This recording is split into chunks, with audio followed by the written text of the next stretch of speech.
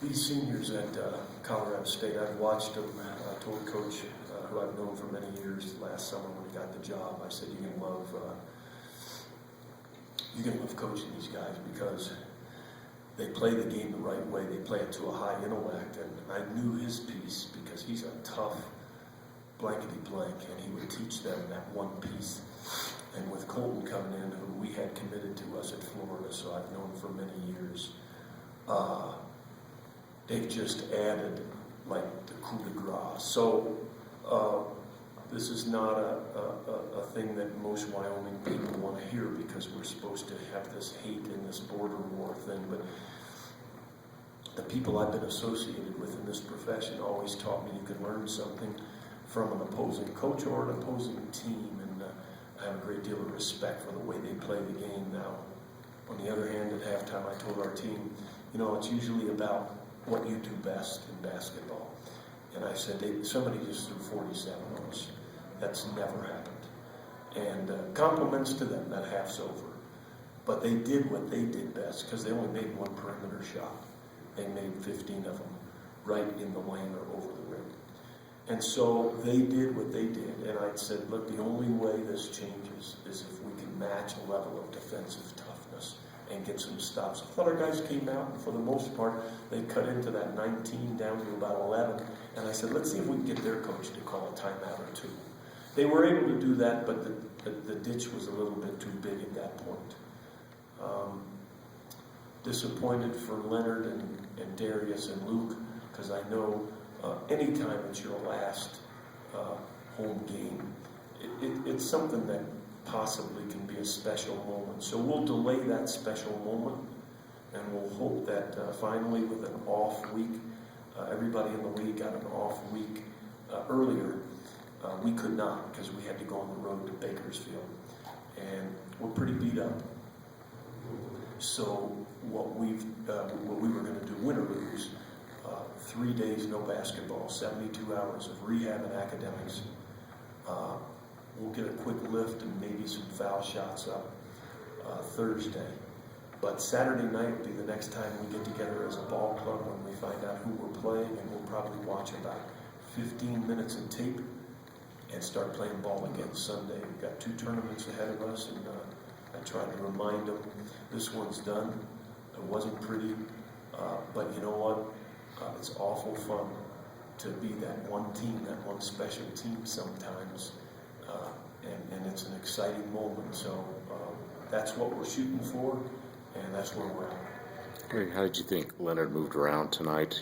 Coming off the injury, obviously started and played. It looked like he got frustrated at times, and CSU can do that. But how did you think was he 100%, you thought, or how did you kind of assess how he? I was very surprised. Leonard's been battling some pain in that lower back, and it actually looked like it was getting worse rather than better. Yesterday he jogged a little bit, and at the end of practice, he had told Dustin and I think I'm better off waiting. And he was scheduled for an MRI again today, and he had what happened to my wife, and he got claustrophobic, and so he's scheduled again tomorrow. And then early this evening, Coach, I want to give it a try. And as long as the doctors agreed, I always want the boss on the floor, even if they give it a try, I was surprised, but, I know he tried his hardest, but I know he's not where he wants to be, and I think the world of those 3 guys. I got a gag rule right now on one of them, but there'll come a time, and you can bet your tail I'll speak up.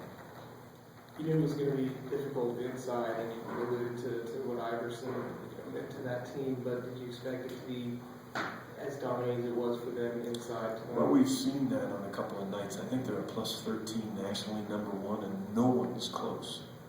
You're just hoping that you're going to match it.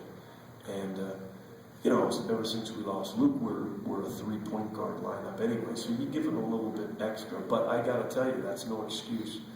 They dominated us inside, and I think that showed quickly in that first half,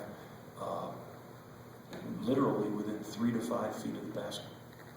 Iverson's playing like that. He's a big physical guy, as we saw. Does that style of play have a tendency? He's done it to plenty of teams in this conference to kind of wear guys down and become more frustrating as the game continues on.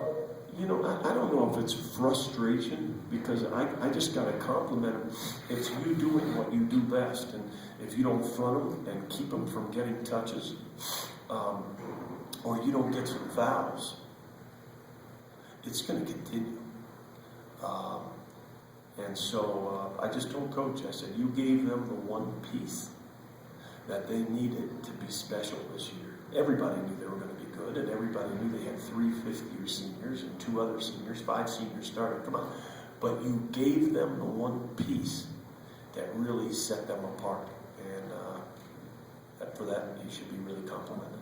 I saw you pull him aside as you guys left the court there. Colton, what did you have to say to him? That was something personal. Okay. How deep do you think that team can go? You know, I think all our teams, I think all 5 teams that get into the NCAAs have a good chance, because it's so hard to fathom for people in the East. But we're Duke, Carolina, Maryland, Georgia Tech, North Carolina State right now. Like, I was in that conference a decade. Like, everybody swooned over them. And still, Billison got leaving all them because they know they supposedly recruited the best players. But the statistics would show our league is quite a bit better. And I would not be surprised if our teams do quite a bit better than a lot of those power conferences, because this year we're a power conference. What do you think about only one conference team being ranked in most? Yeah, it doesn't surprise me, because I think I've alluded to that for weeks and weeks and weeks. Those are former players, those are former coaches, and those have strong biases. They know a lot of the kids when they're 8th, 9th, 10th graders that are supposed to be great. The computer only knows who wins, where, by how much, and how good they are. That's the only thing the computers, all of them, there's about 5 different computerized services that